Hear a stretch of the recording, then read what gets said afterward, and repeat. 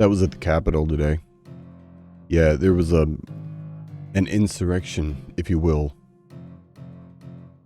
Looks like a few of them got arrested. This was actually inside the Capitol, this little skirmish with this beta here.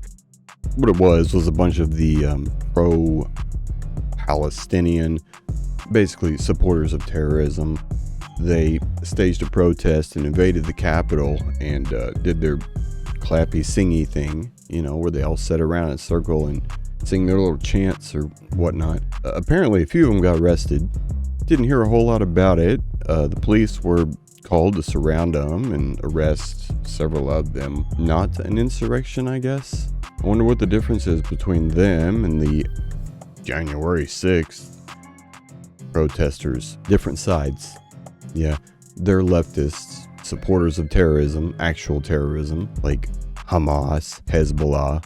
So they get a pass. We knew that was going to happen, right? Like, you can pretty much count on that at this point. Yeah, they get a pass. That's a lot of people. And they're in the Capitol, right there. You can clearly see it. Police are surrounding them.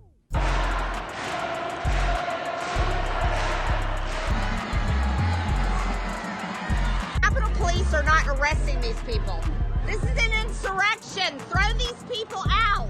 But I guess it's different, isn't it? That's not even the point of the video, man. The point of the video is, what are these people talking about? Let Gaza be free, right? Free Palestine, whatever. There's something you need to realize about Palestine or Gaza. They elected Hamas. That's what these people chose. And by the way, they chose poorly because that was the last election ever held there. But as far as the military operation, and we'll call it what it is, we'll call it a war because it is a war. The war that Israel is waging right now, good on them. War sucks, war is hell, but good on them. I hope they get all of Hamas. And I hope they get some of Hamas's supporters too, because guess what? You don't get to support terrorism. That's not legal. Now, what does that mean? Does that mean that all these people should be arrested and charged? No.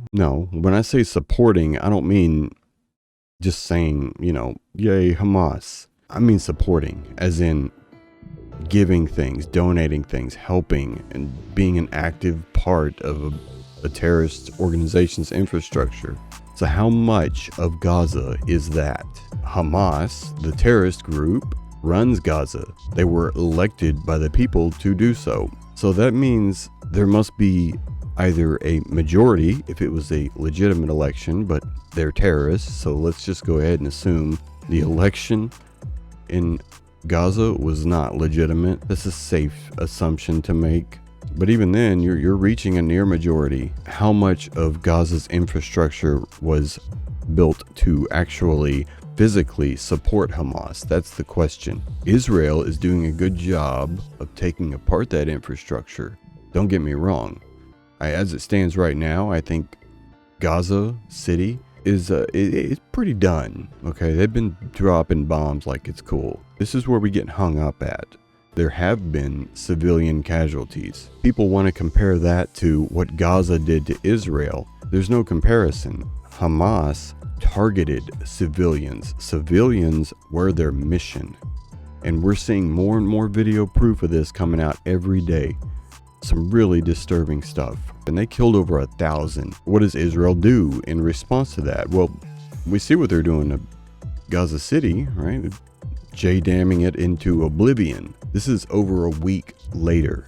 How many days of warning did they give the civilians of Gaza City? Hamas gave no warning to the civilians and shot directly at civilians, executed them. Israel gives days worth of warnings to leave the area. So if Israel were looking to target civilians, let's say, like Hamas did, wouldn't it make more sense to just give no warning and just immediately start laying waste to the entire city, the countryside? If you're warning the civilians, if you're giving them days to leave before you retaliate, they just let most of their targets get away. What sense does that make? Not only did they let most of their targets get away, let's say in this hypothetical scenario, They gave a ton of warning to the enemy because the enemy Hamas that hides among those same civilians got the same messages. That handicaps Israel. So if Israel were trying to kill civilians, they're really bad at it. They're so bad at it to the point that I would say that they are in fact not doing that. You hear the argument of, where are they going to go? Where are they going to go? Is the entire Gaza Strip a city? Is it? You tell me. What's all this? What's all this? Yeah, the city is big. Do you think the Israeli Air Force is going to be unloading a bunch of JDAMs out here in rural? My point is, it's a bigger place than you might imagine. There are places you can go where you do not want to be is in here. You do not want to be where they told you they were going to drop bombs. That's just for the regular Gazan citizen, okay? The regular person that lives in Gaza, right? Like, there are places they can go to get away from the ordinance. Will it be comfortable? No. You're probably going to be camping. You'll be alive. Why are there people still left in a war zone after being warned that it was going to become a war zone? Well, some of them have stated on camera they're not going anywhere. More power to you, man. Go. Like, that's you. That's you. You were warned, and now you want to stay and stand, well, this is my home, and okay, if you want to sit around in a circle and support terrorism, or you want to stay in a war zone, you can do either one of those. You can do both of those. Is it advisable? No, I would not. That's just me, though. And now there are also reports, and I totally believe this, that Hamas won't let people from Gaza leave the area. And why would Hamas not want people to leave the area? Why would they be taking people's car keys? Because I've read these reports. Because they're terrorists. This is what terrorists do. They use civilians as shields. This is why so many of the gun cameras from the jets that have dropped bombs on mosques, there's the initial detonation, and then there are a ton of secondaries.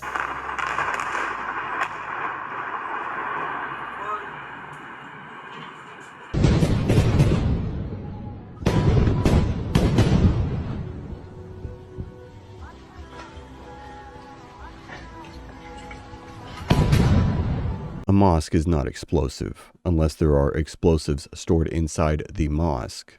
That's what terrorists do, because terrorists are not militaries. They may want to look like they are, and they may want people to think that they are, but they are not. They are murderers. That is what Hamas has always been and always will be. The same thing with Hezbollah, the same thing with Al-Qaeda. Now, some of them might attack a military target. Most of the time, it's going to be ambush style stuff. Remember IEDs? You go in and slaughter a bunch of civilians. What have you done to the military that you're supposedly fighting? Nothing. You just made them mad. What have you done to all the civilians? Scared the crap out of them. Terrorized them, you might say. We should already know this. Hamas has been around since 1988.